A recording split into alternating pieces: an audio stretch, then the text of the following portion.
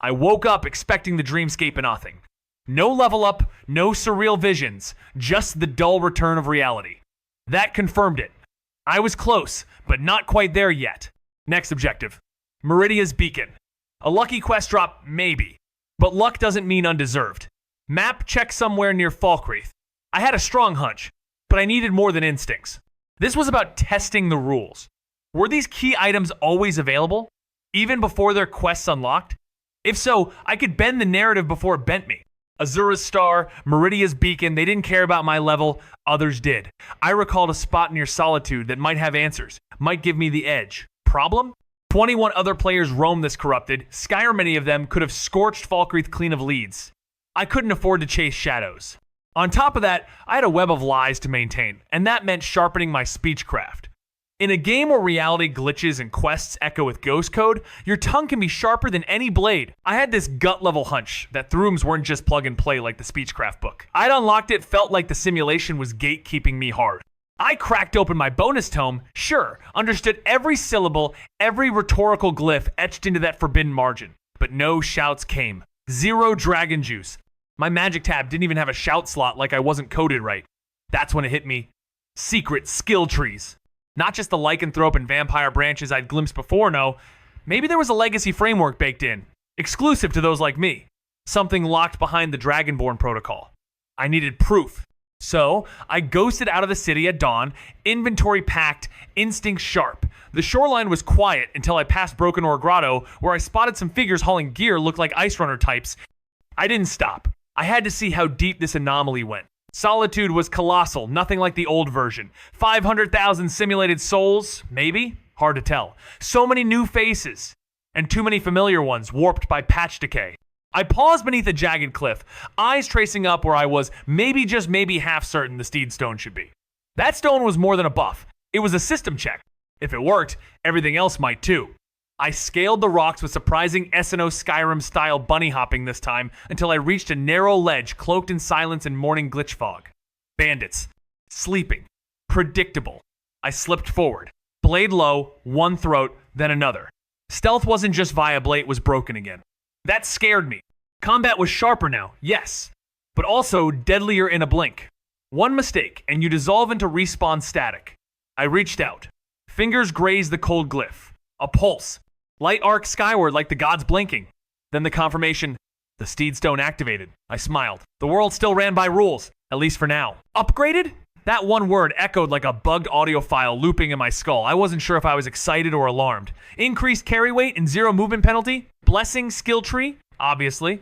I checked the map destination, Rimmerock Burrow. I knew what I'd find, or rather what I wouldn't, because that cursed axe only manifested once you started the dog's quest. Details didn't matter. Instinct did. I slipped past some clueless wolf stealth leveled up again. Not that it helped against the memories. The cave loomed like a bugged asset, just floating there in the game's stitched logic. From memory? A wizard and a leveled Atronak. With the former already shafted by Clavicus, I crept in low, slow, calculating. The Atronak shimmered ahead, firelight glitching through the walls. It was drawing? Flames sketching spirals in the dirt. Huh. Guess Daedra really do think. Sentient code, trapped in a loop. Just like me, I waited for the Atronak to drift off, its molten scowl leaving a trail of heat, and slipped into the cave's shadow like a glitch in the Matrix No Way. I was going head to head while the wizard was still active code. Then came the voice, sharp and suspicious. Who's there? He turned not toward me, but to his summoned sentinel, barking like a panicked script. You should be patrolling. What if Clavicus is sending assassins again? The fiery brute sulked off, flaming curves and all, clearly tired of being underutilized. I raised a brow. Even summon code has attitude. I almost moved, but then the wizard muttered something that froze my spine harder than any frost spell. Separated him from his pet. The shrine. Ruined by those cursed vampires. But if I get more time, I can cure her. My daughter. Daughter? That wasn't base game lore. Lycanthropy, deviations, corrupted quest lines, none of this belonged in original Skyrim, which meant it was time to rewrite the script again. I waited for the fire-brained brute to get bored and crept into the cave, staying low. No way I'd tango fair with that thing, not while the robed glitch with a god complex was still lurking. I froze as he whipped around, paranoid and twitchy, barking at the elemental like it owed him rent. Why are you here? Get outside before Clavicus Vile ports in a contract killer. He snapped, clearly unraveling. The flaming nuisance actually looked a Fandango figure, a pile of magma with mood swings, and slithered off in a huff. I stayed hidden, waiting for the perfect moment. But instead of turning away, the wizard muttered like an unpatched NPC, lamenting his failed plan, blaming vampires, and ranting about curing his lycanthropic daughter who, far as I knew, didn't even exist in the base code of Skyrim. She'd either starve or go full Lycan berserk mode in solitude. Yeah, that didn't make headlines. I sighed. The Atronach hadn't stepped into the cave, so it didn't hear anything. Good. My eyes locked on the rueful axe, just sitting there, waiting like it had RSVP'd. I swiped it into my inventory without ceremony. 2 black soul gems and a skill book classic loot drop. Ah, the catalog of enchantments. Nice touch. Then I slid around the corner to where the guy was sleeping. Smelled like someone had saved on death and never respawned. Cracked open his chest some gold, a shiny sapphire, more soul gems. The plan was probably creepy. I didn't stick around to decipher. I ghosted to the cave's entrance, peeked out. Yep, the Atronach was still chilling. I gripped my dagger, scanned for weak points, probably aimed for the core, then plot twist it, waved. Just waved. I blinked. You're not going to attack me? It shook its head, then held out a hand. What even is this quest line? I'd already absorbed every last glyph from the catalog of enchantment skill points banked, mind sharpened Edso. I cracked open the bonus book I'd almost ignored. Its title clicked like a lock. Pelse Garrod Zul, or Writings of Stolen Voice.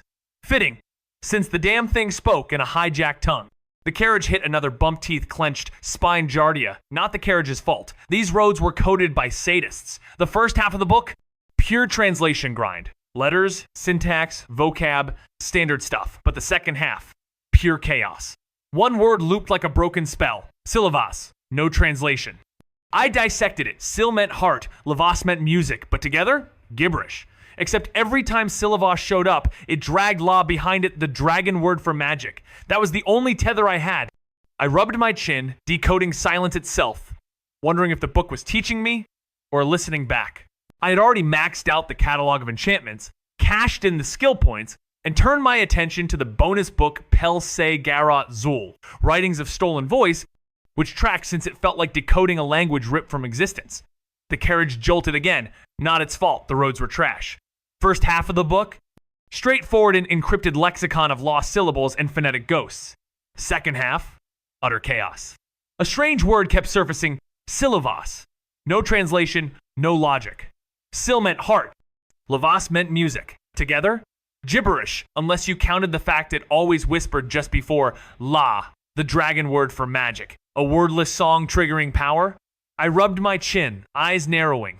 This book wasn't just forgotten knowledge, it was a fuse. It couldn't be Heart Music Magic 2 sentimental.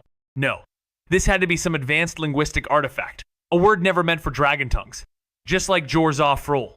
Mortal, finite, temporary concepts, foreign to dragons but intrinsic to man. So maybe Syllabus was another alien echo, a fracture in the language code. My mind gnawed on the puzzle until the carriage jolted, shaking the thoughts loose. Bumps followed like bad punctuation in a corrupted script. The driver yelled through the clatter, "Apologies! Helgen's ruins wrecked the road. Would have taken the west to Falkreath, but the Forsworn have claimed it lately. Markarth does nothing." I sighed, the simulation humming in my skull like static. "Are we passing through Helgen?" I asked, though I already knew we were headed straight into the glitch. Falkreath might not be a giant on the map, but trust me, it stretches twice as far as Solitude when you're walking blind. Thank the void for those little shop signs, or I'd have vanished into the mist. The jail? The Jarl's fancy house? Obvious. The rest? A maze. I wasn't here to sightsee, though. I had questions like whether any other players had wandered through this coded backwater. Maybe they were after the Brotherhood. Maybe they used the password and got deleted for their troubles. Unless it was lore deep in their backstory, of course, then maybe. I needed proof. So I pinged the local smith. "Is Lot around?" And got a voice around the corner. "Why you looking for me?" I played it cool. "You send anyone off with meat lately? Like hunting dogs, maybe?" A beat passed. "Yeah, someone came. Said it sounded like a mess, not worth chasing." Bingo. Someone had definitely passed through. I tilted my angle. Did they seem off? Jail stalking? Whispering Brotherhood nonsense? Now it was my turn to pause. If they're poking around Falkreath's darker shadows, then I've got more than just a breadcrumb. I've got a breadcrumb trail dipped in poison. Falkreath wasn't massive like Solitude, but somehow still managed to twist space like a poorly loaded mod. The buildings doubled in size but tripled in confusion. If not for those trusty signs marking where to sleep or shop, I'd still be spinning in circles. The jail loomed like an obvious trap, and the Jarl's manor felt more like a checkpoint than a throne. I had plans here, silent, strategic ones. First, figure out if another player passed through. Odds were slim. This place practically screamed Dark Brotherhood side quest. But walking around saying the password?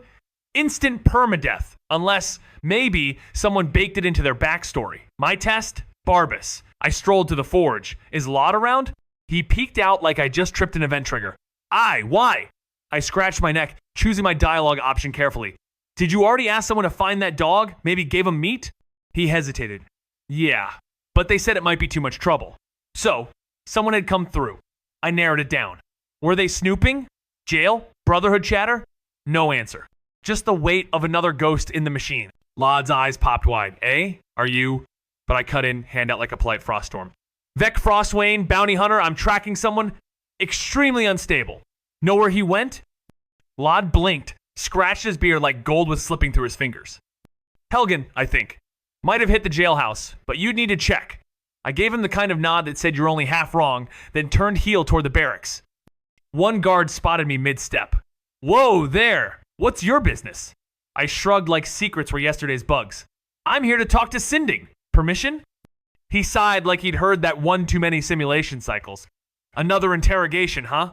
He escaped, of course he did, thanks to some rambly Redguard drifter muttering about caves near Helgen. I clicked my tongue, already calculating the odds. Barbus, the cursed Hircine ring, and now Hamar's shame? Predictable. I moved. The cave was a death gallery, bodies everywhere, loot barely worth the blood, potions, gold, arrows. Vampires didn't carry much, but I knew better than to overlook dust, especially if it turned me invisible, even if just for a blink. Disgusting? Sure. Worth it? Always. I started bagging vampire dust while scanning the corridor. A table. A book barrow's speech. Skill boost. Destruction magic. Not a game changer, but noted. Then I kept moving. Shadows clinging like allies. I clicked my tongue so the Redguard dragged Barbus and that cursed ring toward Helgen, muttering about some cave. Hamar's shame. Great. I headed out, expecting answers. Instead, I found corpses. Lots of them. Vampires, unlucky fools, maybe even dinner leftovers. I looted what I could potions, arrows, gold, but nothing impressive. Then came the real prize, vampire dust. Disgusting? Yes. Useful? Also yes. Raw. It would grant me a moment's invisibility if I could stomach it. I started collecting. Further in, I spotted a table and picked up Barrow's speech a skill book for destruction magic. Nice boost, not that it meant much. Still, it was one more step on the path. He barely dodged my swing, crashing onto his back like a rag doll, glitching mid-animation. Whoa man, we can talk about this, he yelped, scrambling. My axe came down in reply, no lag. No mercy. We both know why we're here. He tumbled out of the way, clearly specced into acrobatics. Tried to punch, but I ghosted back. Look, we can work together, Sherith. I went low with the axe. He jumped like a modded NPC on caffeine. Clavicus doesn't care, Barbus doesn't care, only the mission matters. He pulled a dagger, growling. Fine, you want to fight, he lunged. I dropped the axe, pulled the catalog of enchantments, and threw it in his face. Critical hit, shame. As he reeled, I stepped around, reclaimed the axe, and brought it down caught his side. He rolled up, staggered, eyes wide. What skill trees did you go? I gave him a crooked smile.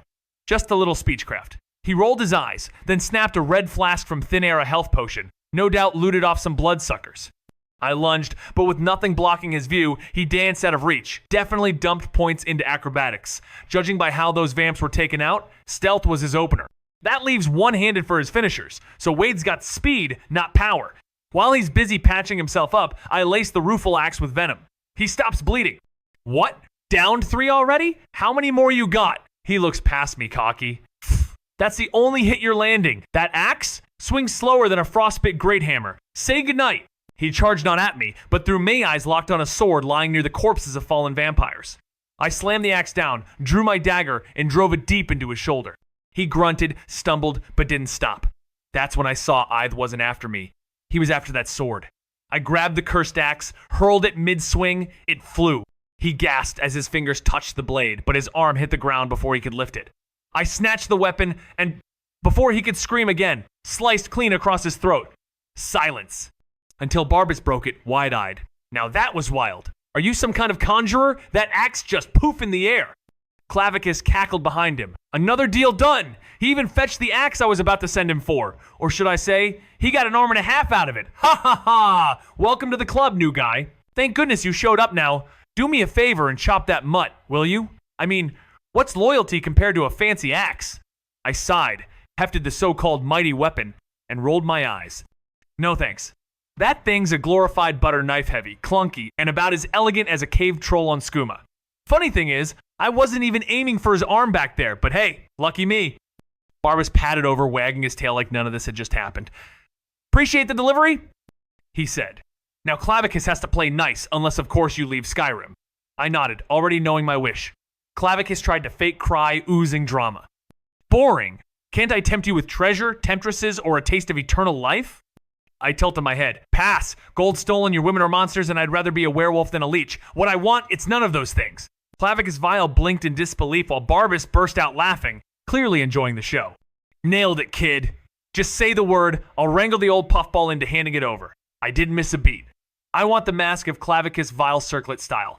I'm not about to slap a puberty-born goblin mask over this masterpiece. Vile scoffed. You really want that rusty relic? After that brawl with the other mortal? That's the prize? I gave him the nod again. Yes, circlet. I'd rather not look like a Daedric-themed Halloween reject. Barbas snorted. Might want to ease off mocking princes. They don't forget. I waved it off. You'll keep him civilized, Barbas. Besides, Vile's charm is half his deal-making appeal. Strip that away and he's just another sulking god with no customers. Vile muttered. Fine, whatever. Barbas, get over here. I'd had enough of this glitch-ridden cave and shouted it into the void seconds before Barbas vanished into a rift with a smug farewell and a weirdly pointed comment about my name. Wait, how did he know my name? No time to spiral. Another rift opened, spitting out a black circlet with jutting horns. It pulsed with possibility, like a living question mark. The mask of Clavicus Vile, I realized, wasn't really a shape so much as it was what could be shaped. Lore said it was formless, and here, in this twisted mirror world, that meant anything could be bent. I turned to the still warm corpse of another player. Their body glowed faintly, yellow, lootable. One touch, and a UI screen opened. Inventory. Junk, mostly, except a cursed version of Hircine's ring, and no way that was Baldur's lucky dagger. I pocketed both. Curse or not, it was better than the rusty toothpick I'd been pretending was a weapon. I took the gold from his stiff corpse, 2,000 septims, a jackpot by my dwindling standards. Golden at Morris weren't cutting it anymore. As I closed his inventory, a screen jumped out at me like a banshee scream, coded in terror, sent me flailing backwards. It read like an obituary written by the simulation itself. Here lies Morth Slybreath, Red Guard of shadowed skill and limber defiance. Acrobatics, stealth, one-handed combat was a blur, a phantom. Gifted with danger sense, cursed with slow reflexes. He fled exile, chased ghosts of friendship into the frostbitten jaws of Falkreath, where dogs and blood trails marked his only leads. His story? Sparse. His fate? Digital silence, and me? Still staring. Still falling. He died like a discarded variable in someone else's subroute Nino. Glory, no closure, just code collapse in place of the mongrel Barbas. His essence stitched into mine now. His boons, his buffs, his weird little spell quirks all mine. Lucky me. Or maybe cursed. Maybe I'll glitch out the same way. Maybe I'll stumble on another ghost in the code like Morth Slybreath and realize we're just echoes. I felt it then wait. Pressure, danger coded into every player encounter. No gear, no chance. That win? Carried hard by the Atmor native passive. Gave me a tilt in stats, but if someone with higher level aggroed, game over. I evased Haymar's shame like it was ticking. Next on the quest line, Hircine. I needed the ring. I needed power, all of it, every exploit, every buff, every edge to stay alive in this spaghetti loop sandbox. But before that, wait, 2 level ups. Jackpot. First stop, Azura's Star. Then we see who really breaks first me. Or the game. I needed rest. No detours, no distractions. Helgen was close enough to vanish into for the night. Falkreath was pointless, too exposed. I dragged myself out of the cave, every step heavier than the last, and by the time I stumbled through Helgen's crumbled gates, darkness had claimed the sky again. I found an abandoned house, something halfway between ruins and memory, and tucked myself behind collapsed stone in the watchtower. Sleep? Optional. Paranoia? Inevitable. Then I remembered the alarm spell. One thought, my hand flared. Green light wrapped around me like a digital cocoon. Safe, for now. No mana drain, no surprises. As stars flickered above the shattered realm, my body gave in, but my mind stayed caught panic, echoing in silence. When I slipped into the dream space, something was off. Familiar, but rewritten. Resource points lit up like a debug screen. I dumped them all into mana. Priorities, 130. Not bad. I could work with this. 14 perk points. Not bad for a glitch-born strategist. 9 ripped from another player's skeleton tree, his choices undone. Now mine to reforge. 2 from his level grinds, 3 from my own climb through the corrupted code. Alteration, locked down tighter than a dev console. Fine. Speechcraft and stealth open like back doors. I fed 2 points into one-handed and archery proficiency baseline upgrades for future cuts. Armsman and marksman checked, down to 8. Speechcraft's my ace, so I funneled 2 into persuasion, max for now, but it cracked open allure and kinship. I eyed kinship more influence over the Nord codebase? Yes, please. 1 perk slipped in like a whisper. 7 points remain, and already the system bends toward my will. Only 5 perks left each one, a critical blade in my silent arsenal. Stealth was no longer optional, it was the core of Phase 2. I dumped everything into the stealth tree, maxed the basics, sharpened sneak attacks until they whispered death. That done, I turned inward to defense. Alteration magic, once an expensive luxury, became a survival instinct. Casting while awake drained me dry, but asleep, free. Exploitable. I approached the rune screen beside the doorway, filtering spells by school. Divergence first test case. Candlelight. The result? Mage light. Functional. I fused it with alert new construct. Dark vision. Useful. Adaptive. Divergence worked by mutating parallels. But it wasn't infinite. I couldn't force Stoneflesh from Oakflesh. The rules bent, but never broke. Not yet. As soon as I touched the next idea, it sparked a new spell. Reinforcement. Instantly, my body surged with raw power, like someone turned gravity off just for me. I didn't stop there. I jammed that spell into Splinter and got another one. Harvest. Looted everything off anything. Problem? It looted everything, skin, bone, even the stuff I wasn't supposed to touch. Still, rare materials? Worth the risk. My mana? Nearly dust. But I had one more idea. I threw Spell Lock into Harvest, aiming for a simple unlock. And the spell I got? Banished Remora. Yeah, that happened. Turns out, Fusion doesn't care about schools of magic. That opened new doors. Grant Frost resistance, adversity, senior discount. Each one apprentice tier or higher. And with that, a sharper thought formed, what if this wasn't about casting stronger spells, but about bending the rules of magic itself? I couldn't craft even a novice tier spell. Somehow the senior discount cost less than Oakflesh, which was flagged as apprentice level. Rubbing my chin, I clicked adversity and fused it with Equilibrium Own Burn Stamina to restore both mana and health. The other traded health for mana. Curious what kind of paradox I just coded, I hit confirm. New spell created Libra flashed before I could examine it, but the dreamscape cracked open like a glitch in the Matrix and hurled me back into consciousness.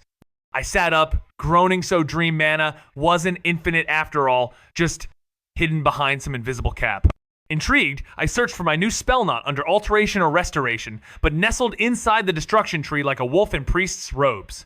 Whatever Libra was, it wasn't healing anymore. It was something else entirely. Your writing fits seamlessly into the dark, glitch-riddled tone of the Vec Frostwane Legacy Protocol saga.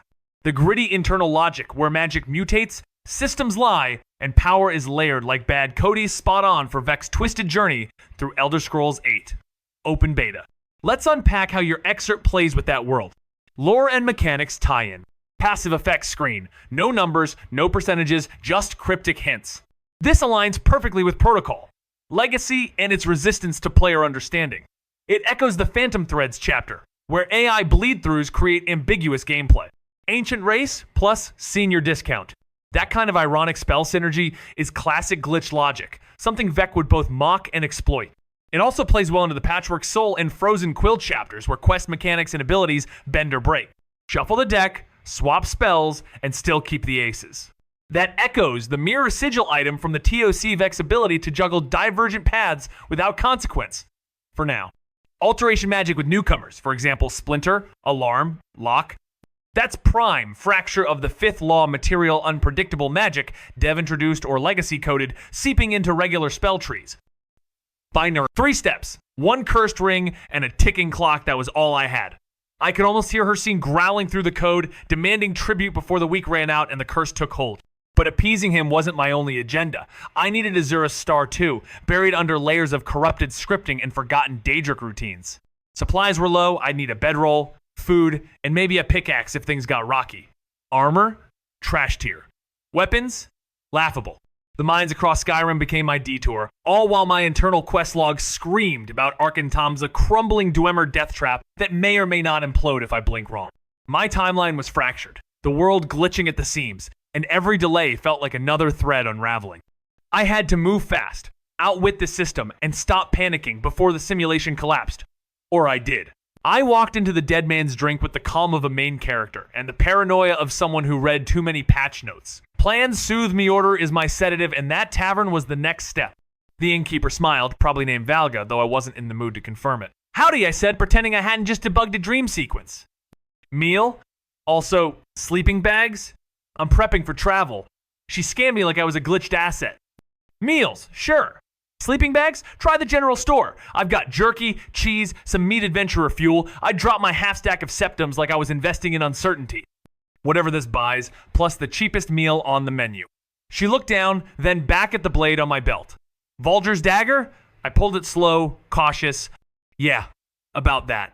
Has Baldur been around? Her face clouded. Sorry.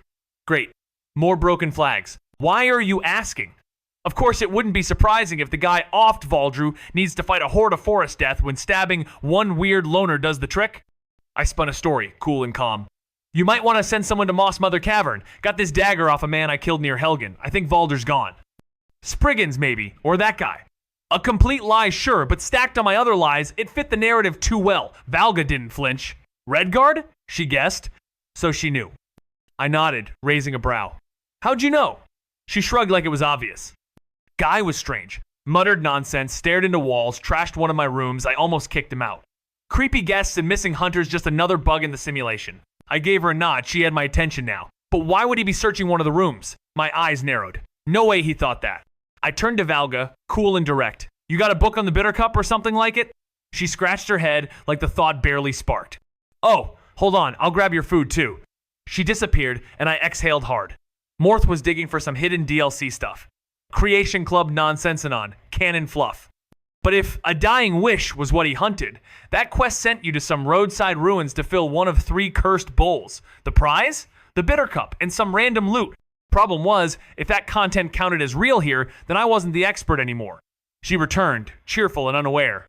Hair salted chicken, and that book you asked for. I gave her a nod, a smirk tugging at my lips. Thanks. The book she handed over? Not what I expected. But it pulsed with relevance. Threads connecting across the simulation. I flipped through it, chewing on cold poultry and warmer theories. When the last page turned, the system blinked. A new quest activated off-map, outside Skyrim. A crack in the playable wall. Creation Club content? If it bent lore but didn't snap canon, it counted. Meaning Umbra wasn't just a myth it was locatable if you were willing to leave the sandbox. This wasn't just Skyrim anymore, it was Nirn Unshackled. I shut the book. If he read this too, he'd know. The chicken disappeared in 3 bites. Valga slid my travel kit over without a word jerky, cheese, mead, just as coded. I gave a lazy salute and turned for the general store, lighter in steps and burden, with the glitch trail of possibility behind me. I had never stepped into that dusty excuse of a general store before, why would I? It was the kind of place that smelled like regret and bad quests. But there I was, asking for a sleeping bag, a pickaxe, and some torches, like I actually planned on camping instead of incinerating cave goblins. Got oil? I tossed in. The shopkeeper, who I swear spawned straight from the default NPC template, nodded like I just asked if the sky was up. Easy burn or long lasting, he grunted. Oh good. Options, I picked the flammable kind, because nothing says tactical like solving problems with fire and smoke from a safe distance. As he gathered the loot, I added, got any rope? 5 braid. He rummaged around like it was a fetch quest. 4 braid and 6 braid. Not this math. Can 4 braid hold a person's weight, I asked? He shrugged, real helpful. Holds a log. Perfect. I was now betting my life on forestry comparisons. The mills ran on 4 braid nothing fancy, just raw rope and muscle to haul the logs like veins through Falkreath's wooden heart. I scratched my beard, muttered, sure, 4 braid, and tossed a bundle onto the pile. The shopkeep smirked. That's 830 septums. I counted out the coins, flicked them over. Keep the change. He gave a nod. A half-smile transaction complete. Most of the gear slipped neatly into my inventory, except the sleeping bag. That beast had to ride shotgun on my back. Next waypoint. Island Alta's deep. Time to retrieve the Azure Star. After that, ice and altitude. With rope and pickaxe in hand, scaling the mountain was the logical call better odds than trusting my grip alone. Behind Island Alta's Deep, Bloated Man's Grotto waited, Sinding's escape hole. From there, it'd be footwork either toward Whiterun for a carriage run to Solitude or hoofing it through Morthal. Hidden Instincts wasn't going to trigger itself. I shook my head no rush on the quest timer. If I played it right, I could dive through Island Alta's Deep, snag Malin's corpse, and cure the cursed ring all in a single day. Easy enough, since I didn't need to purge the whole dungeon, just the main hall. Sinding was the trickier bit. I'd have to convince the poor soul I wasn't his enemy, and then flip the hunt by erasing every last one of Hircine's minions. Pulled open my map like a gambler, staring down Fate Lake, Mountain Morthal. Not a fun path, but maybe. Maybe a detour past the Sleeping Tree camp? That weird tree pulsed like a sleeping hist, and if I hit the river road from there, I might just bypass the worst of it, assuming no dragon ambushes. Cold Rock Pass loomed as an alternative, but my gut told me it hid Quicksilver, and I needed it alongside Ebony and Stalrim, though that last one wasn't even native to Skyrim. Ebony, though? Tucked near Windhelm and Riften. Just needed the time, and no more surprises. I wanted Ebony, but Silver would have to dough cheap, easy, just needed some Quicksilver for links. Problem? I'd still need coin, which meant a pit stop at the festering glitch called Morthal. That place? Bottom tier spawn zone, even Falkreath had more life. I mapped my route, clean and fast, no interruptions. Time to move. Never tried a run like this before, but hey, no save, no fear. Then came Island Alta's Deep. Easy to reach, not so easy to endure. I swam the whole cursed lake because logic is for quitters. Nearly froze, huddled by flames, but the grind paid if acrobatics up by 3. Totally worth the hypothermia. High-speed acrobatics shaved off travel time, sure, but diving straight through the lake still ate up half the day, and now I was drenched, staring up at a cursed mountain with 0 patience left. Good news? My frost resistance was doing overtime. I wasn't even cold. Inside Island Alta's Deep, realism was a joke. I could stack clothes like a walking wardrobe if I wanted. Just trade mobility for fashion points. I kicked open the trap door, water dripping off me like some soggy action hero, only to be greeted by the skeletal remains of a fisherman. Great welcome. Voices echoed through the flooded hall as I crept past, mind already mapping the upper floors. First door, barred, just as I remembered. Second one, led straight into the deluge because of course this dungeon had a poetic name for its waterlogged nightmare zone. The corridor narrowed into a broken chamber, just wide enough for 2 nervous necromancers whispering over a blood-stained scroll rookies. Clearly, I knocked an arrow, loosed it into the wall right between them. Instant chaos. What the hell? They shrieked. I sighed. Figures. No point hiding now. I surged forward, boots silent, dagger drawn leapt onto the first and drove cold steel into his neck. The second froze, wide-eyed, reeking of panic. I snatched his arm, spun, and slammed him into the table, followed with another clean stab. Fear works better than spells. I glanced at the book they were guarding, Doors of Oblivion. Conjuration. Useless to me. I had scrolls, coin, and no interest in joining the hated cult of bone summoners. Blood smeared the pages. Typical. They weren't hiding in Winterhold for a reason. This place was a mess of broken code and black market necromancy. I scavenged a few glitchy healing potions, nothing fancy, then crept onward. Found one of the jailhouse janitors, scrubbing blood off old cell bars. My first arrow punched his stomach like a debug. Spike he dropped, howling something about justice and revenge, hands glowing with hostile code. Another shot fried his spell circuit. The next one, straight through the head. Silence. Guilt tickled, but I swallowed it still, one more anomaly lurking. A sealed door creaked open to reveal a stairwell, each step humming with corrupted pathing. Up top, I spotted him. Last necromancer. Deep in his little science project, maybe an autopsy, maybe just ritual madness. Didn't care. He was back, turned, totally absorbed.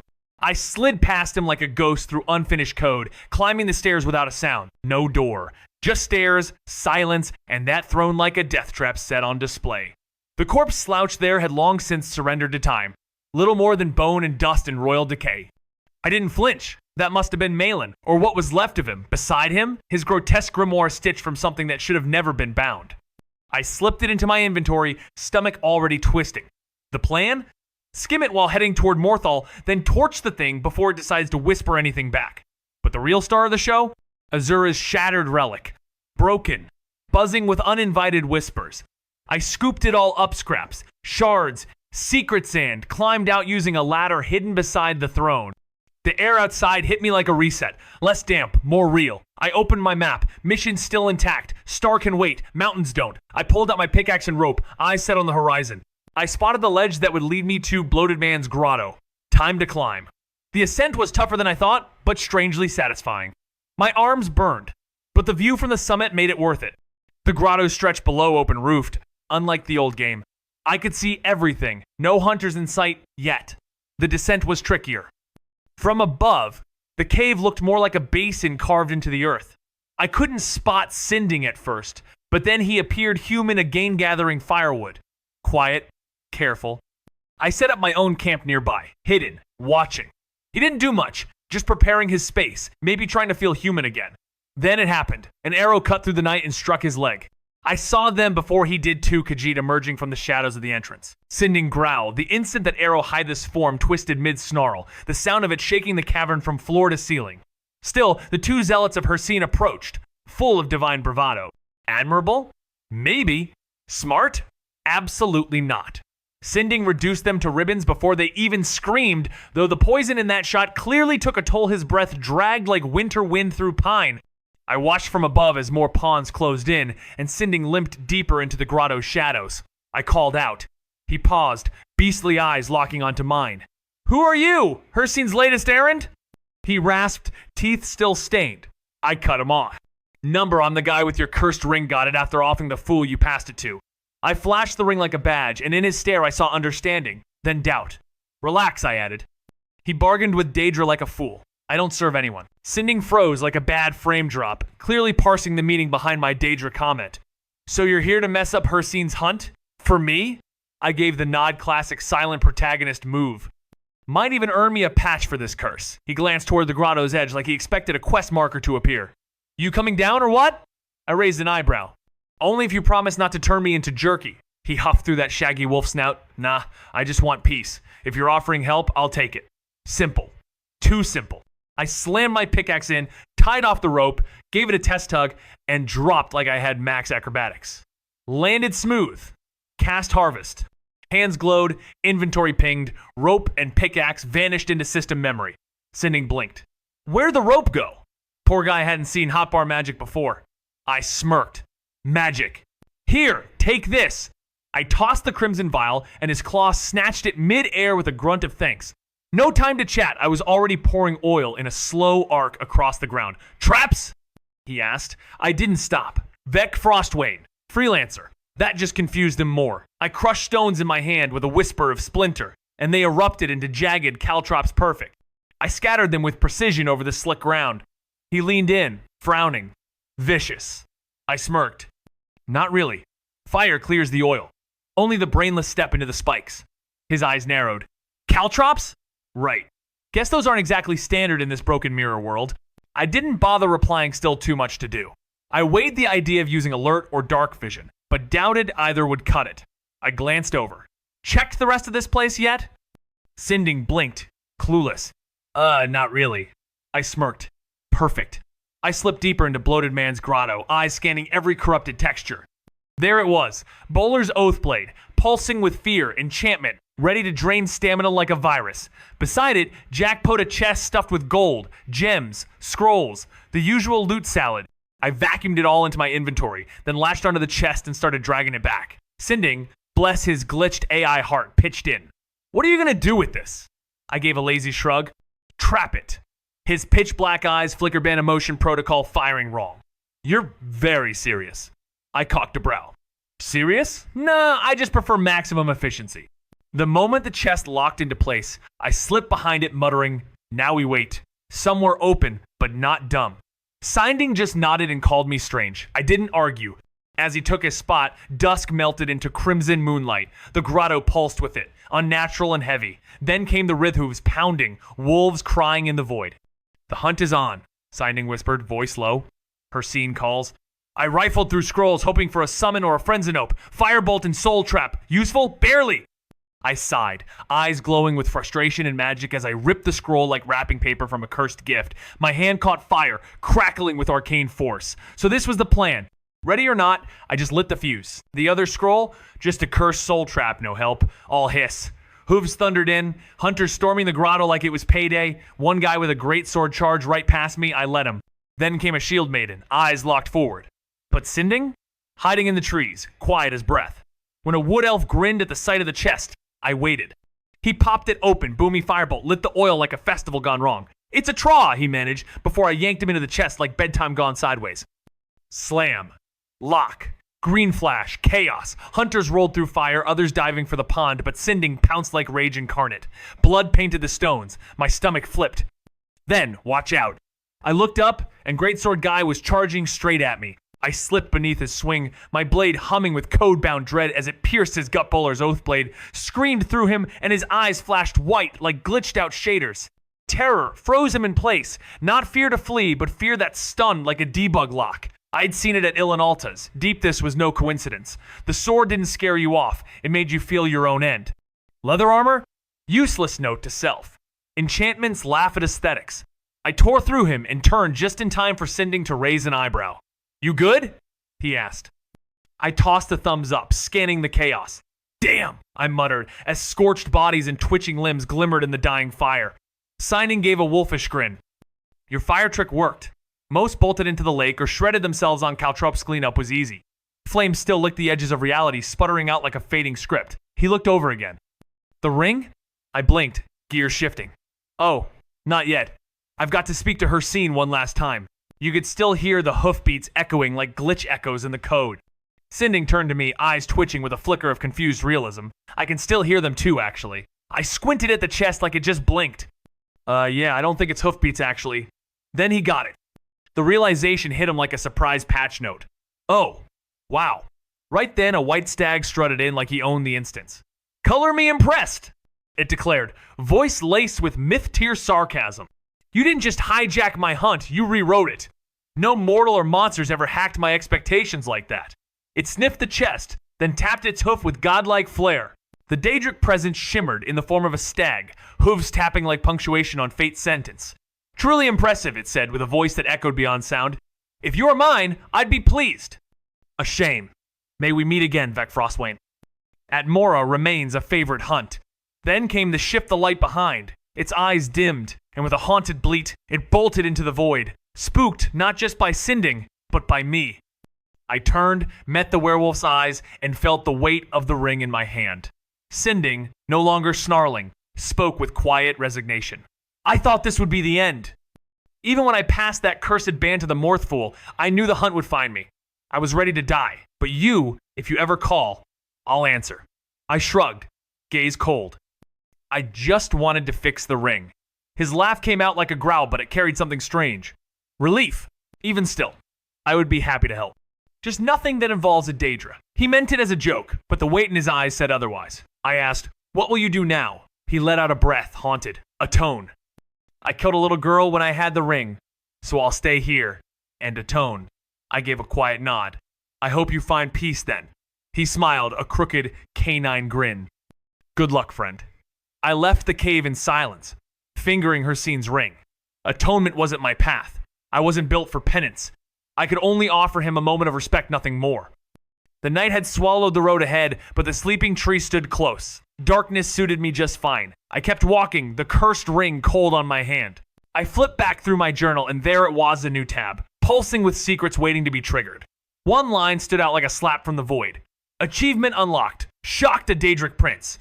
That alone cracked open a hidden layer. Achievements split into 3 ominous veins: basic, unique, and those that could change fate itself. I stared at the ring again. It hummed with power, confirming what I suspected. It granted me a single, cost-free werewolf transformation. But that was just the bait. The true gift was Hircine's menagerie, permission slipped to morph into any beast from Hircine's twisted zoo. Werebear, behemoth, hybrid terror. I now held every form in my blood. And then came Hircine's Suprazia buff that hit harder against anything under the Huntsman's influence, including myself, as long as the ring stayed on. A gift, a curse, a gambland I was already too deep not to play. If I wanted to reach the sleeping tree, nothing could have stopped me. I had time, opportunity, and just enough recklessness. I wasn't aiming for a head-on brawl, just a stealthy infiltration of the camp. That was before the behemoth form crossed my mind. Normal werewolves? Toast against giants. But this was something else. I slipped on the ring. Light poured from nowhere, from the moon in agony wrapped around me like a cloak. My skin burned and froze, claws split through my fingers, the sky shimmered crimson, and I wasn't me anymore. I forgot the downside, of course. There's always a downside. The rest? A kaleidoscope of chaos. I was running, laughing, killing. An elk tried to flee. I caught it mid-thought. Stopped to loot, I think. Can't remember. Don't care. As I broke into a sprint, the wet slap of something on my face barely registered before the world shifted again. The first giant came into view, lumbering like a puppet on broken strings, and I pounced without thinking. For a second, he looked small. Or was I just growing? I blinked. Nope. Same size. My ears twitched. Was that tremors? Two mammoths thundered past, majestic and panicked, until they weren't. Dead. No warning, no logic. A whisper of a second later, I turned to where a tree loomed, guarding a cave like it held secrets it didn't want found. Inside, another giant, sipping casually. Not for long, I tore out its throat like flipping a corrupted variable. A flicker, and an orc's body was there. Note clutched in hand. I hesitated. Then apparently ate him. Reality blurred.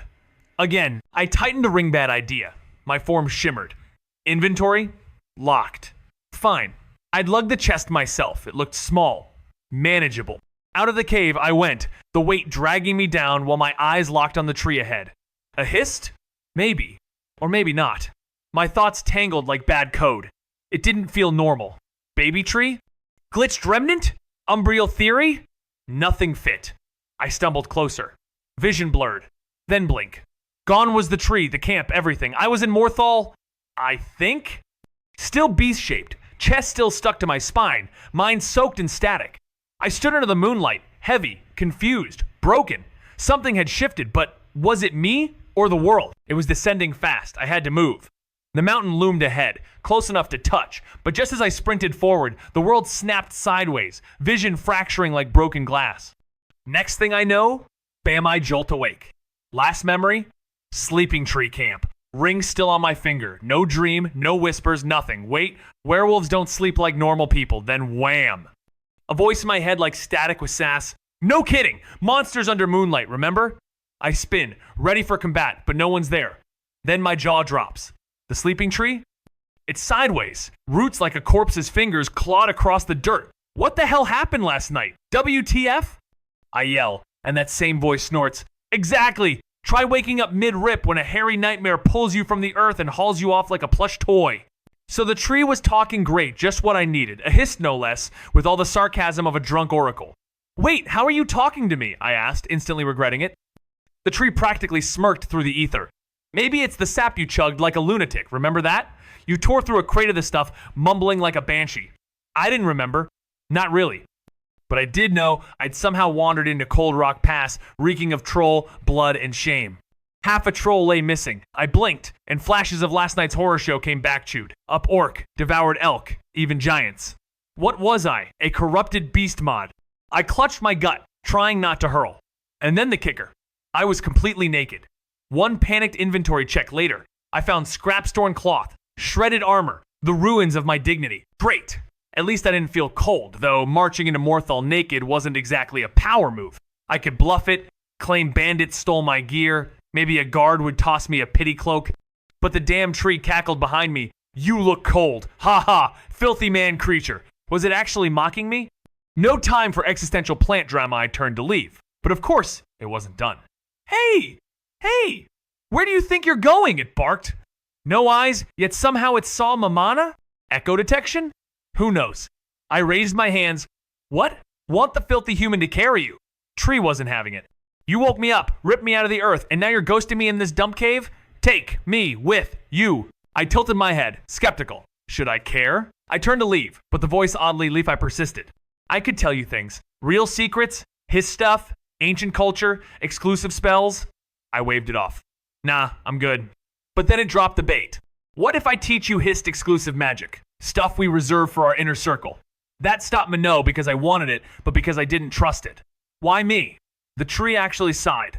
Buddy, most hist don't move.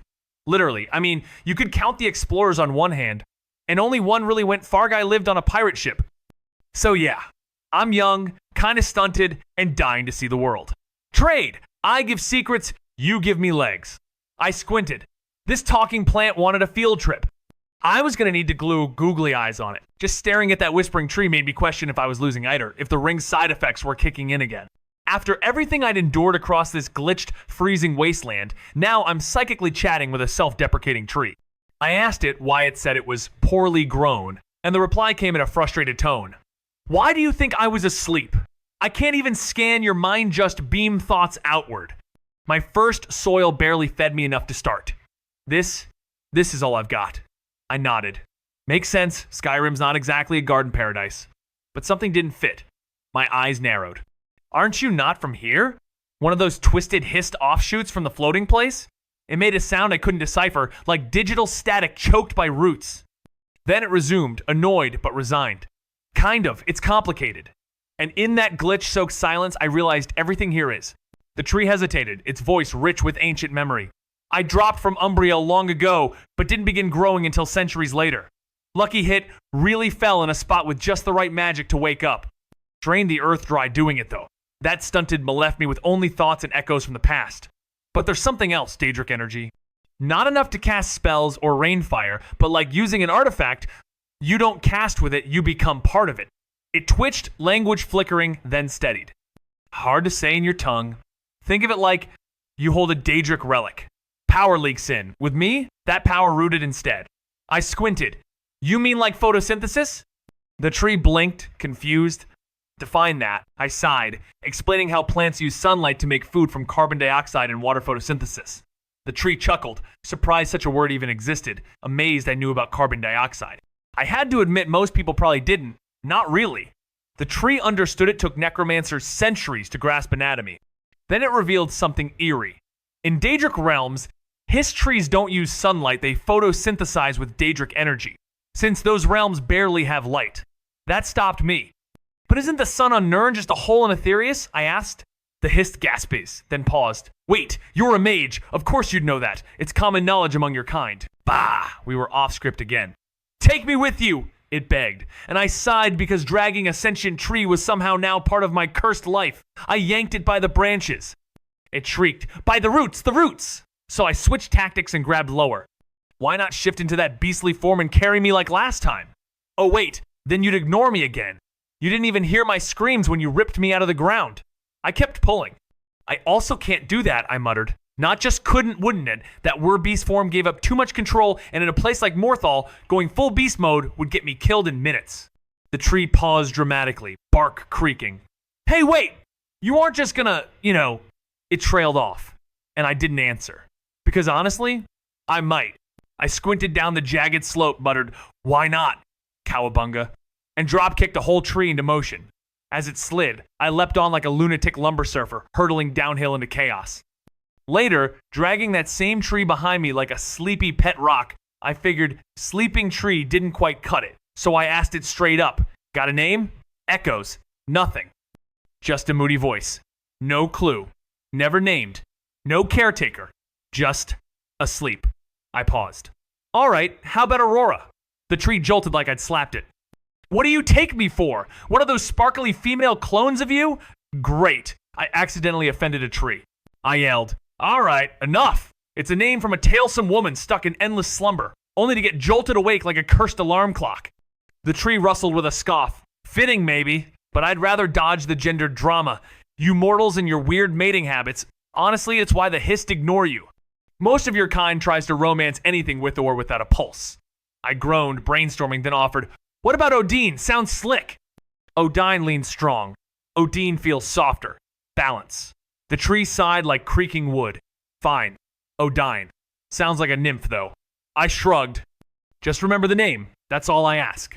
Almost at Morthalgrate, because dragging a half-sentient tree across Skyrim wasn't exactly stealth ops. Before I could mentally brace myself for the inevitable embarrassment, the sap junkie in my head chimes in. Lose the connection, lose the sap. Addictive stuff, by the way. Fixable, but maybe don't spiral into hist withdrawal in front of guards. Right. Totally stable behavior. I keep walking. No time to argue with a botanical voiceover.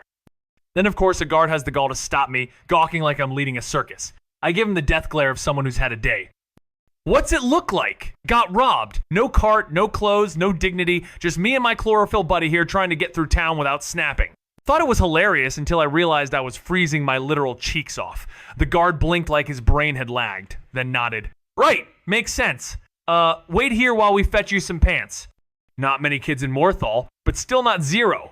I gave him a frosty nod. Cool, now hurry. Understanding doesn't stop hypothermia.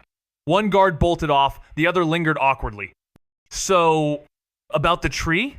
You were robbed, right? I sighed like I'd heard that line in every patch note. Yeah, it was on a carriage. Now the carriage is a memory leak. And the tree? Let's just say it's both priceless and pointless. Origins, man. Hey, don't insult me, the tree growled. I ignored it. Priorities. Just a tree to them, maybe, but I knew better. That tree was leverage, and leverage meant control. The guard squinted, clearly unsettled. All right. Could you, maybe cover up? I lifted my hands. With what? He flinched, eyes darting away. Never mind. The discomfort worked in my favor. If they were too embarrassed to look, they wouldn't question. Then the other one jogged over, handing me scratchy basic clothes. Here you go. I didn't waste time slipping into the underwear first course, but I've worn worse. Fully dressed and in control, I asked, where can I get a carriage or anything to move that tree? I'm not paying in gold, so I hope there's a creative alternative. The guards gave me that look half warning, half welcome. No carriages in Morthal, they said, but we've got a lumber mill. You'll have to get one built. Then the offer dropped. Help the townsfolk and they'd smooth things over with Gorm. He'd foot the bill if it meant lightening the Jarl's load. I agreed. Naturally, always easier to move forward when the gold isn't yours. I asked where to stash my cargo. The mill wasn't safe. Leave it by the Jarl's home, they said. I pressed for a lead. The second guard still smelling like old wool, and duty ticked off the local drama. Benor, a brawler looking for a reason. Falion, the odd mage nobody trusts, and the haunted ruins of Hrogger's place. Ghosts, they said. Classic! I nodded, grabbed the tree, and dragged it like I was being judged. Then, in the quiet, Odin whispered inside my mind, You know, I sense a vampire nearby. I leaned into the shadow of the Jarl's longhouse, whispering, It's her! The vampire pulling the strings, Alva. Odin scoffed. And you know this how? I didn't bother explaining. Logic wasn't her strong suit. I just tilted my head, eyes tracking the frost-choked rooftops of Morthal. Go ahead. If you need help purging the filth, call me. I've got certain talents. While she wandered off, I pulled up my quest log laid to rest active. No need to waste words on the Jarl. The ruins of Hrogger's house loomed like a broken memory. Stepping through the ashes, I whispered, Helgi? A child's voice then spectral echoed back, Are you a stranger? I didn't flinch. I'm a friend. Your father is cursed, trapped under a vampire's spell. I want to break that chain. Will you help me? The ghost flickered into view, voice like static in moonlight. You know about that? She said, eyes scanning something beyond the code. I nodded, of course I knew. I'd been tracking anomalies all day. You can help me then? I asked. She tilted her head like an old glitch rerunning a dead quest. Not really. Not unless you find me after dark. Then she dissolved, like bad data at the edge of a memory leak. I muttered a curse. After dark, my ass. Great. A whole broken cycle to burn before anything useful happens. Guess I'll babysit Morthal's bugs and glitch into a nap at the inn. Persine's cursed loop ring robbed me of sleep again. Reality's a mess, but I'm getting good at cleaning it up.